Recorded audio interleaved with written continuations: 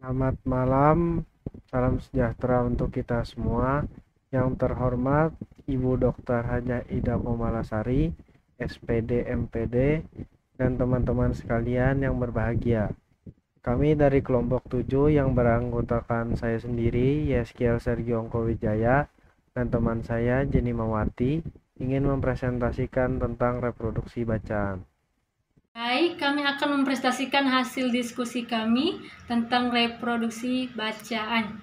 Di dalam reproduksi bacaan, banyak hal-hal yang perlu kita ketahui atau yang perlu kita pelajari, yaitu satu, memahami dan merumuskan pengertian reproduksi bacaan.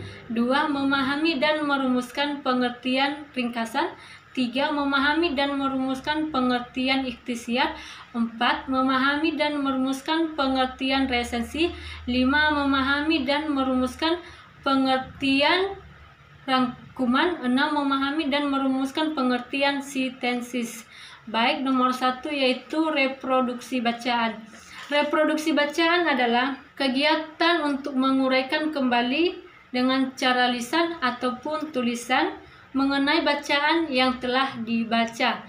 Penguraian kembali dilakukan dengan cara memproduksi sendiri bacaan tersebut dengan memahami topik atau gagasan dalam bacaan, kemudian menuangkannya atau menyampaikan kembali dengan bahasa sendiri.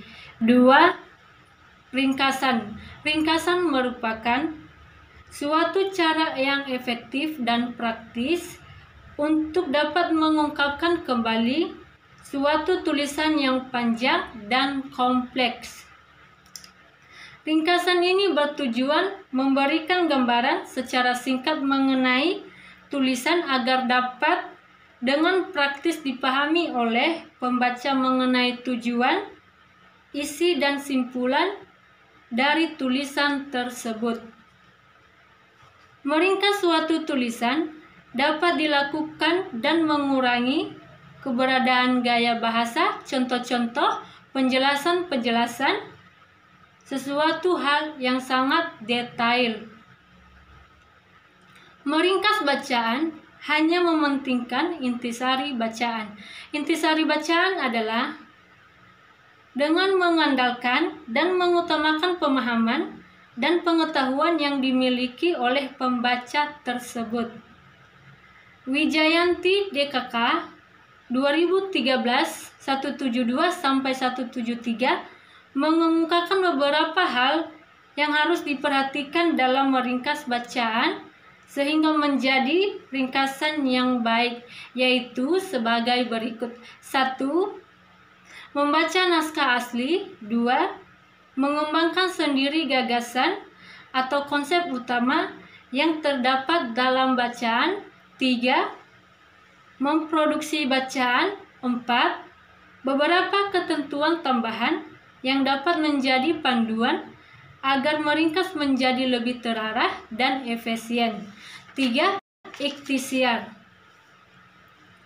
Ikhtiar sama layaknya dengan ringkasan, yaitu berupa upaya mengungkapkan kembali secara singkat dan jelas mengenai sebuah tulisan.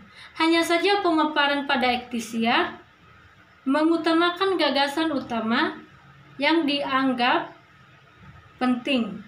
Ikhtiar memiliki keutamaan yaitu memberikan kebebasan sepenuhnya bagi penulis untuk dapat mengembangkan, mengemukakan, dan menyampaikan opininya mengenai suatu permasalahan atau pembicaraan dalam tulisan. Yang keempat, resensi.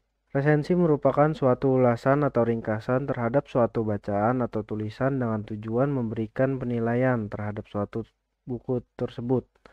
Resensi bermaksud memberikan pengetahuan dan informasi kepada calon pembaca secara umum mengenai gambaran, isi, dan penilaian terhadap suatu buku. Sejalan dengan hal tersebut, Arifin dan Tasai 2009-195 berpendapat bahwa resensi merupakan suatu tulisan atau ulasan mengenai nilai sebuah hasil karya atau buku.